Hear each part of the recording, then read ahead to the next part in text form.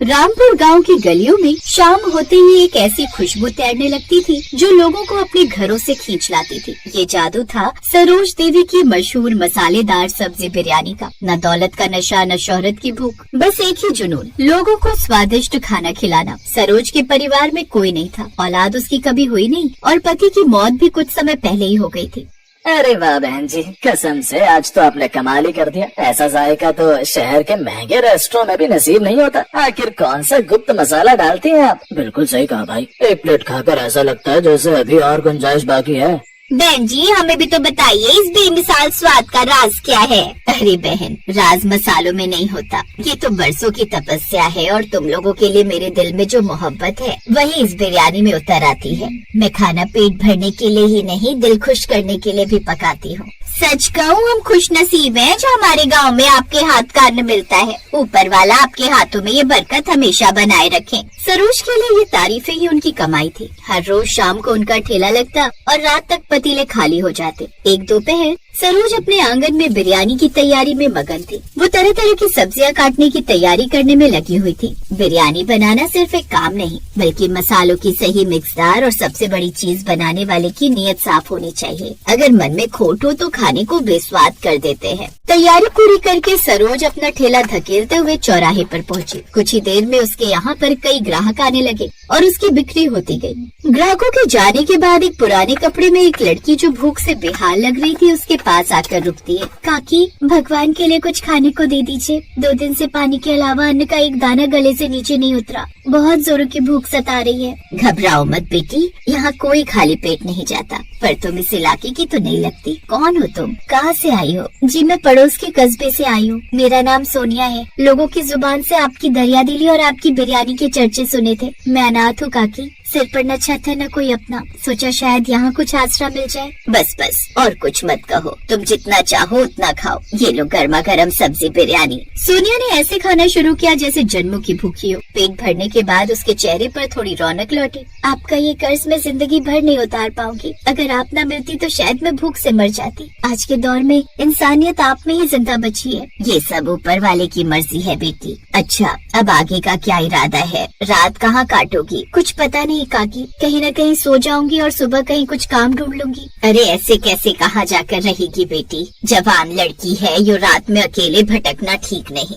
सुन, मेरा भी इस भरी दुनिया में कोई नहीं है। घर की दीवारों को काट खाने वाली तन्हाई है। अगर तुझे ऐतराज ना हो तो तू मेरे साथ रह ले। मेरा बुढ़ापा कट जाएगा और तुझे छत मिल जाएगी। हम माँ बेटी की तरह रहेंगे। क्या सच में आप मुझे से अनजान को अपने घर में जगह देंगी? आपका दिल बहुत बड़ा है, मुझे मंजूर है, मैं आपकी सेवा करूंगी। मैंने जिंदगी की धूप में बाल सफेद किए हैं बेटा, इंसान की फितरत पहचानती हूँ। तेरी आंखों में सच्चाई दिखी इसलिए कहा। चल, अब से तू मेरे साथ ही रहेगी। उस दिन से सोनिया की किस्मत बदल गई। वो सरोज काकी के साथ रहने लगी। सुबह बाजार से सामान लाना, सब्जियां काटना, धोना और चावल चुनना, वो सब काम लगन से करने लगी। सरोज को भी एक सहारा मिल गया था। काकी, एक बात पूछूं, आप ऐसा क्या जादू करती हैं कि बिरयानी की खुशबू से ही भूख लग जाती है? मैं भी वही सब डालती हूँ पर वैसी बात नहीं आती। अरे पगली, हुनर हाथों की लकीरों में नहीं सब्र में होता है। जल्दबाजी करोगी तो जायका रूठ जाएगा, इसलिए प्यार से और आराम से खाना बनाना चाहिए। रहने दीजिए काकी, आप जरूर कोई मंत्र पढ़ती हैं पतीले पर जो मुझे नहीं बता रही। हाँ भाई, प्यार का मंत्र है वो। चल अब बातें कम कर, ग्राहक आने वाले हैं, तैयारी तेज कर। अब दोनों का काम बहुत अच्छा चल रहा था, लेकिन कहते हैं ना कि वक्त हमेशा एक जैसा नहीं रहता। एक दिन ठेले पर खड़े खड़े सरोज काकी को चक्कर आ गए थे। सोनिया, मुझे कुछ ठीक नहीं लग रहा। आँखों के आगे अंधेरा छा रहा है, शरीर साथ नहीं दे रहा आज। पानी पीजिए, सुबह से धूप में खड़ी है, शायद लू लग गई है। आप ऐसा करिए, आप घर चलिए, आप घर जाकर चारपाई पर लेट जाइए। आप फिक्र मत कीजिए, मैं ठेला संभाल लूंगी। ठीक है सोनिया, बस तुम ध्यान देना कि ग्राहक खाली पेट ना लौटे। पर आप अकेले कैसे जाएंगी? मैं छोड़ आती हूँ। अरे नहीं बेटी, मैं चली जाऊंगी, तू काम पर ध्यान दे, मैं चलती। सरोज लड़खड़ाते हुए कदमों से घर चली गई। अब सोनिया ही मसालेदार सब्जी बिरयानी के ठेले पर लिए खड़ी थी। कुछ देर बाद, अरे वाह सोनिया, आज तो गल्ला तुम संभाल रही हो, क्या बात है? रंगत ही बदल गई है तुम्हारी।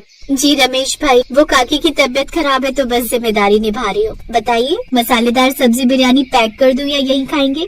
नहीं नहीं, एक प्लेट ही लगा दो। अब अगले 2 दिन तक भी सरोज की तबीयत ठीक नहीं होती तो सोनिया ही ठेला लेकर बाजार आती। लेकिन रमेश अपनी आदत से मजबूर था। गांव में लोग उसे गिरगिट कहते थे। वैसे एक बात माननी पड़ेगी, तुम्हारे हाथ में भी वही जादू आ गया है जो सरोज काकी के हाथ में था। पर सच कहूँ तो मेरे मन में एक सवाल खटकता है, खून पसीना तुम बहाती हो, मेहनत तुम करती हो, और मलाई कौन खा रहा है? ये क्या कह रहे हैं आप? सब सरोज काकी का ही तो है, उन्होंने मुझे सड़क से उठाया था। अरे बहन, कब तक एहसान के बोझ तले दबी रहोगी? सरोज बहन का बुढ़ापा आ गया, कल को उनकी आंख बंद हो गई तो क्या होगा? सुना है वो अपना सब कुछ अनाथ आश्रम को दे देंगी, तुम्हारे हाथ क्या आएगा? तुम तो बस एक मुफ्त की नौकर बनकर रह जाओगी। मैं नौकर नहीं, उनकी बेटी हूँ। अरे वो बेटी मानती तो तुम्हें तो हिस्सा मिलता है ना। दुनिया बहुत मतलबी है, अपना भविष्य देखो, तुम्हारे पास हुनर है, कब तक दूसरों की तिजोरी भरोगी? ऐसा कहकर वो तो अपना काम करके निकल गया, लेकिन उसके शब्द सोनिया के दिमाग में हथौड़े की तरह बजने लगे। शाम को जब वो घर पहुंची तो उसका मन मैला हो चुका था। सोनिया बेटी, आज भी ठीक कमाई हुई होगी, काफी समय लगा दिया लौटने में। लाभ आज की बिक्री के पैसे दे, संदूक में रख देती हूँ। जी। उस सारी रात वो बस करवटें बदलती रही। रमेश की बातें उसके कानों में गूंजती रहीं। ये सब बातें उसे सोने नहीं दे रही थी। रमेश भाई सही कह रहे थे, मैं यहाँ घिसती रहूंगी और अंत में खाली हाथ रह जाऊंगी। मुझे अपना इंतजाम खुद करना होगा, ये बुढ़ी मेरी सगी थोड़ी है। फिर लालच में अंधे होकर सोनिया ने रात के अंधेरे में संदूक से जमा पूंजी निकाली और चुपचाप घर से निकल गई। सुबह जब सरोज की आँख खुली तो घर में सन्नाटा था। सोनिया, सोनिया। सरोज ने पूरा मोहल्ला छान मारा पर सोनिया का कहीं पता न चला। हताश होकर वो अपना ठेला लेकर रोज की जगह पर पहुंची। वहाँ जो उसने देखा तो उनके पैरों तले जमीन खिसक गई। सोनिया ने ठीक उनके सामने अपना नया चमचमाता ठेला लगा रखा था। सोनिया, ये तो क्या कर रही है बेटा? अलग ठेला और रात को बिना बताए कहाँ गायब हो गई थी? क्या मैंने तुझे कोई दुख दिया? देखिए काकी, अब वो भावनात्मक बातें बंद कीजिए। मुझे समझ आ गया है कि मैं सिर्फ आपकी नौकर बनकर रह गई थी। अब मैंने अपना रास्ता चुन लिया है, मुझे बिरयानी बनानी आ गई है। अब मैं आपसे ज्यादा पैसे कमाऊंगी, आप अपना ठेला कहीं और ले जाइए। ये तो क्या कह रही है सोनिया? तुझे मैंने अपनी औलाद समझा था, तुझे नौकर कभी नहीं माना। बस बस, अब ये रिश्तेदारी मत निकालिए, जाइए यहाँ से, मुझे काम करने दीजिए। ये सुनकर सरोज की आंखों में आंसू थे, लेकिन वे चुपचाप अपने उसी जगह पर ठेला लगाकर खड़ी रही। थोड़ी देर में बाजार भरा, लोग आए, लेकिन पुराने भरोसे और स्वाद की वजह से सब सरोज के पास ही गए। सोनिया तो बस मक्खियाँ मारती रही। तभी एक पुरानी ग्राहक सोनिया के पास आई। अरे सोनिया, तो इतनी बड़ी नमक हराम कैसे हो गई? जिस थाली में खाया उसी में छेद किया। सरोज ने तुझे सहारा दिया और तूने उन्हें ही धोखा दे दिया। छी, शर्म आनी चाहिए तुझे। जिसे खाना है खाए, वरना रास्ता नापे। मुझे किसी के लेक्चर की जरूरत नहीं है। सोनिया का घमंड और बदजबानी आग की तरह फैल गई। ऊपर से बिना सरोज के प्रेम और अनुभव के सोनिया की बिरयानी में वो बात ही नहीं थी। अब सोनिया का नया ठेला बदनाम हो गया। ग्राहक आते और बुराई करके चले जाते। चुराए हुए पैसे खत्म होने लगे। आखिरकार सोनिया को भारी घाटा हुआ और उसे ठेला बंद करना पड़ा। वो फिर से उसी हालत में आ गई जहाँ से सरोज ने उसे उठाया था। ठोकर लगने के बाद उसकी अक्ल ठिकाने आई। एक सुबह फटे हाल और रोती हुई वो सरोज के कदमों में जा गिरी। काकी, मुझे माफ कर दीजिए, मैं पापी हूँ, मैं बहकावे में आ गई थी।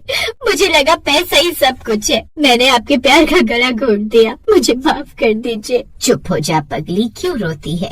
नहीं काकी, मैंने बहुत बड़ा गुनाह किया है। मेरा हुनर बेकार है, मेरा हुनर बेकार है आपके बिना। मुझे समझ आ गया कि बिरयानी सिर्फ चीजों से नहीं, बड़ों की दुआओं से बनती है। मुझे वापस ले लीजिए, मैं हमेशा आपके साथ रहना चाहती हूँ। देख सोनिया, सुबह का भूला अगर शाम को घर लौट आए तो उसे भूला नहीं कहते। इंसान गलतियों से ही सीखता है। और सुन, वो पैसे जो मैं जोड़ रही थी वो मेरे साथ ऊपर थोड़ी जाते, वो सब तेरे लिए ही तो थे। मेरा वारिस तो तू ही है। काकी, आप देवी हैं, मैं कसम खाती हूँ अब मरते दम तक आपका साथ नहीं छोड़ूंगी। फिर सरोज ने उसे गले लगा लिया। उस दिन के बाद रामपुर गांव में फिर से वही रौनक लौट आई। दोनों मिलकर जब बिरयानी बनाती तो उसमें सिर्फ स्वाद नहीं बल्कि अटूट रिश्ते की महक भी होती। एक पुरानी कहावत है कि दूसरों की चिकनी चुपड़ी बातों में आकर अपनों का विश्वास नहीं तोड़ना चाहिए। हुनर के साथ साथ नियत साफ हो तभी बरकत हो।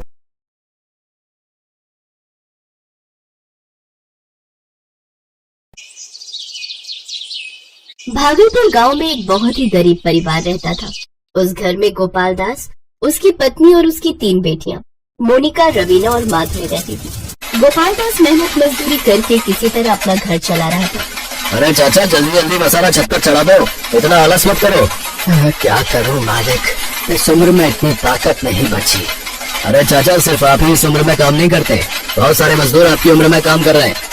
अगर आपका शरीर साथ नहीं दे रहा है तो आप काम छोड़ दीजिए, लेबरों की कमी थोड़ी ना है।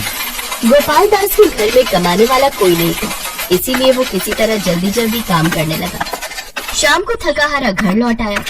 उसकी 3 बेटियों ने मिलकर खाना बनाया। तभी उसकी माँ ने कहा, मेरी 3 बेटियां बड़ी हो चुकी हैं, तो कम से कम मुझे तो अब बिल्कुल भी काम नहीं करना पड़ता।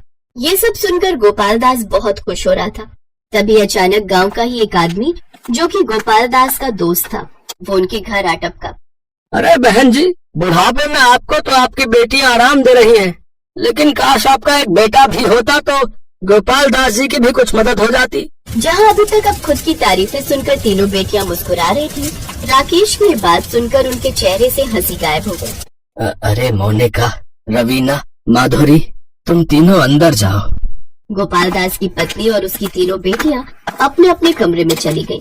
अरे भाई साहब, इस तरह की बातें कम से कम मेरी बेटियों के सामने तो मत बोला करो। अरे गोपाल भाई, मैं तो तुम्हारी ही भलाई के लिए कह रहा था। मैं तुम्हें मेहनत मजदूरी करते हुए देखता हूँ तो बड़ा दुख होता है। अभी तक तुमने अपनी तीनों बेटियों की शादी तक नहीं की। अरे कम से कम दामाद आ जाते तो दामाद ही कोई मदद कर देते। भाई साहब, मैंने अपनी बेटियों को किसी दूसरे के भरोसे नहीं पाला है, और न ही मुझे अपने दामादों से कोई मदद चाहिए। अगर ऐसा कुछ होता तो मैं बेटियां पैदा ही नहीं करता। दुनिया में लाखों लोग गरीब हैं तो क्या हमेशा रोना ही रोते रहते हैं क्या? तुम्हारा बेटा भी तो जवान हो चुका है, 30 साल की उम्र हो गई, न उसको कोई अपनी लड़की देने को तैयार है और न ही वो कोई काम करता है। दिन भर आवारा घूमता रहता है। मेरी बेटियां कम से कम अपनी माँ की मदद तो कर रही हैं। चलो गोपाल दास भाई, आप खाना खाओ, मैं भी घर जाता हूँ। मेरी बीवी खाने पर मेरा इंतजार कर रही होगी। हाँ हाँ, जल्दी घर जाओ। तुम्हारा बेटा भी दारू पीकर कहीं से आ ही रहा होगा, उसको भी तो संभालना पड़ेगा तुम्हें। इतना बोलते ही राकेश वहाँ से 9-2-11 हो गया। रात में तीनों बहनें, मुझे तुम दोनों से बहुत जरूरी बात करनी है। अगर यहाँ पर हम लोग बात करेंगे तो हो सकता है हमारे माता पिता सुन ले, इसीलिए कल अपने खेतों के पास सुबह सुबह चलेंगे हम लोग। ठीक है दीदी। अगले दिन मोनिका, रवीना और माधुरी अपने खेतों के पास चली गई। मोनिका दीदी, अब बताओ। माधुरी, रवीना, कल जो राकेश चाचा आए थे, उन्होंने जो भी बात कही एक तरीके से सही कही। कौन सी बात? हम तीनों लड़कियां हैं, ज्यादा से ज्यादा हम तीनों अपनी माँ की खाना बनाने में मदद करते हैं। राकेश चाचा ने कहा था कि अगर हमारा एक भाई होता तो वो पापा की भी मदद करता।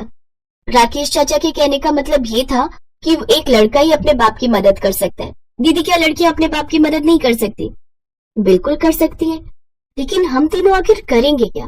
कुछ भी करना पड़े, लेकिन जल्द से जल्द हम तीनों को ही मिलकर अपने पापा को लेबरी करने से रोकना होगा। दीदी, ऐसा करते हैं, हमारे गांव से 2 किलोमीटर दूर चौराहे पर थोड़ी बहुत दुकानें, बहुत सारे सलवार सूट और साड़ियों की भी दुकानें, क्यों ना हम वहाँ चलकर अपने लिए कोई नौकरी ढूंढे? हाँ, ये तूने बिल्कुल सही कहा माधुरी।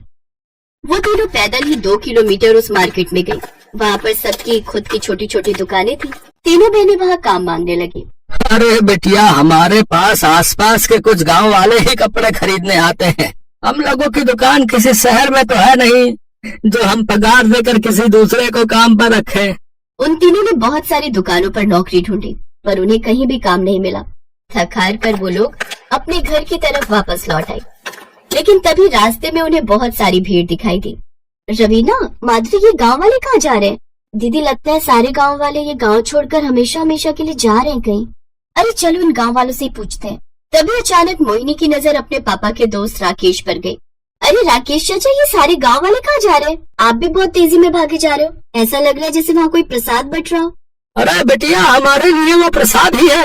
अरे तुम्हें पता है, पास वाले गांव में वही बिरयानी वाला आया है जो हर साल सिर्फ 2 या 3 बार ही आता है, इसीलिए सारे गांव वाले उसकी बिरयानी खाने जा रहे हैं। मुझे जाने दो, वरना ये लोग आगे निकल जाएंगे, हाँ तो सारी बिरयानी भी खत्म हो जाएगी। हाँ, इतना कहकर राकेश उन गांव वालों के साथ वहाँ से चला गया। ये गांव वाले भी ना बिरयानी के पीछे बिल्कुल पागल हो जाते हैं। जब भी बेचारा वो बिरयानी वाला आता है, गांव वाले उस पर टूट पड़ते हैं। इसी बात का फायदा उठाकर वो बिरयानी वाला बहुत महंगी बिरयानी बेचता है, फिर भी ये गांव वाले खाने पहुंच जाते हैं। खैर, पैदल चलते चलते वो तीनों किसी के घर में घुस गई। वो घर उनकी सहेली रानी का था। अरे रानी, इस गांव में सिर्फ तुम्हारे ही घर खुला देखा तो तुम्हारे घर चले आए। सारे लोग बिरयानी खाने गए, तुम नहीं गई? तुम तीनों तो जानती हो मेरी माँ बंगाली है और हम लोग के लिए बिरयानी तो बहुत ही नॉर्मल चीज है। पता नहीं गांव वाले क्यों पागल रहते हैं बिरयानी के पीछे। तुम्हारी माँ बंगाल की है तो उन्हें तो जादू टोना आता ही होगा। अरे रवीना, कैसी बातें कर रहे हो? हर बंगाली को जादू टोना थोड़ी आता है, ये तो सिर्फ कहने की बात है। रवीना, माधुरी, चलो हम लोग अपने घर चलते हैं। हम तीनों सुबह की निकली हुई हैं, माँ हम तीनों का इंतजार कर रही होगी। तीनों अपने घर पहुंच गई। घर पहुंचकर तीनों बहनें एक बार फिर से वही सोचने लगी कि आखिर अब क्या किया जाए, क्योंकि काम धंधा तो किसी को मिला नहीं, और उस गांव में जब लड़कों को काम नहीं मिलता तो लड़कियों को कहां से मिल जाएगा। तभी अचानक मोनिका के दिमाग में एक प्लान आया। मुझे लगता है नौकरी मिलना आजकल के टाइम पर बहुत मुश्किल है। तुम दोनों ने देखा, पूरे गांव वाले बिरयानी के पीछे पागल हैं। अगर हम तीनों मिलकर किसी तरह बिरयानी का ठेला लगा लें तो गांव वालों को हर रोज बिरयानी खाने को मिलेगी। हाँ दीदी, ये तो हम लोगों ने सोचा ही नहीं। ये गांव वाले और आसपास के गांव वाले भी पहले दिन से ही टूट पड़ेंगे हमारे ठेले पर। हर रोज हजारों की कमाई होगी कम से कम। एक बार अगर काम चल गया तो पापा का काम हम लोग छुड़वा देंगे। लेकिन इसमें भी तो रुकावट है। बिरयानी बनाने के लिए बाकी सब तो हमारे पास है, लेकिन मटन और चिकन कितना महंगा है, वो हम कैसे खरीदेंगे? इतना तो पैसा भी नहीं हमारे पास। दीदी धीरे धीरे बोलो ना, माता पिता सुन लेंगे। कल हम लोग रानी के घर में बैठकर इस बारे में बात करेंगे। अगले दिन तीनों बहनें रानी के घर पहुंच गई। तीनों ने रानी के साथ अपनी बात शेयर की। अरे तो तुम तीनों को ये किसने कहा कि शुरुआत से मटन और चिकन की बिरयानी बनाओ? पर बिरयानी तो मटन और चिकन की ही बनती है ना। हाँ, लेकिन तुमने कभी वेज बिरयानी का नाम नहीं सुना? हमारे बंगाल में तो बिरयानी में आलू डालकर बनाते और बड़ी स्वादिष्ट भी लगती है। इतना सुनते ही तीनों बहनें खुश हो गईं। लेकिन आलू बिरयानी आखिर बनाते कैसे हैं? जैसे चिकन और मटन की बिरयानी बनाते हैं वैसी आलू बिरयानी भी बनाते। बस आलू उबाल कर डालना है। और रही बात बिरयानी बनाने की, तो वो तो मेरे घर में बना लेना और मेरे ही घर के बाहर चबूतरे में दुकान भी लगा लेना। हाँ, ये सही रहेगा। जब काम चलने लगेगा तब हम अपने माता पिता को बता देंगे, क्योंकि ऐसे अगर हमने उनसे इजाजत लेने की कोशिश की तो हमारे पिताजी मनाही कर देंगे। अगले दिन सुबह सुबह ही रवीना, मोनिका और माधवी ने आलू बिरयानी बनाना शुरू कर दिया। बाकी लोगों से ये बिरयानी अलग बने, इसके लिए आलू को थोड़ा और स्वादिष्ट और रंगीन बनाना होगा। हम लोग साधारण पानी में आलू नहीं उबालेंगे। पानी में थोड़ा सा नमक, थोड़ा सा गरम मसाला, थोड़े से कलर्स, थोड़ा सा सरसों का तेल, ये सब डाल देंगे और उसके बाद ही उसमें आलू उबालेंगे, जिससे सारा स्वाद आलू के अंदर तक समा जाएगा। अरे वाह मोनिका, ये तो दुनिया की सबसे अलग आलू बिरयानी बनेगी। फिर बिरयानी बनने के बाद उसमें हम लोग शिमला मिर्च, ककड़ी जैसी हरी सब्जियों का भी इस्तेमाल करेंगे। तो इस तरह से उन चारों ने मिलकर 2-3 घंटे में लाजवाब आलू बिरयानी तैयार कर दी। घर के बाहर चबूतरे में ही उन्होंने बिरयानी बेचना शुरू कर दिया। धीरे धीरे गांव वाले आना शुरू हो गए। 2 घंटे के अंदर ही उन लोगों ने जितनी बिरयानी बनाई थी सब बिक गई। गांव वालों परेशान मत हो, शाम को 5 बजे हम लोग फिर से बिरयानी लगाएंगे। शाम को इस गांव के लोग तो बिरयानी खाने आए ही आसपास के लोगों को भी पता चल गया और वो लोग भी दौड़े चले आए। तीनों बहनों के माता पिता भी ये जानकर बहुत खुश हुए और अब उनके पिता भी मजदूरी छोड़कर बिरयानी का काम करने लगे और सारी गरीबी कुछ ही महीनों में दूर हो गई और वो सब खुशी खुशी रह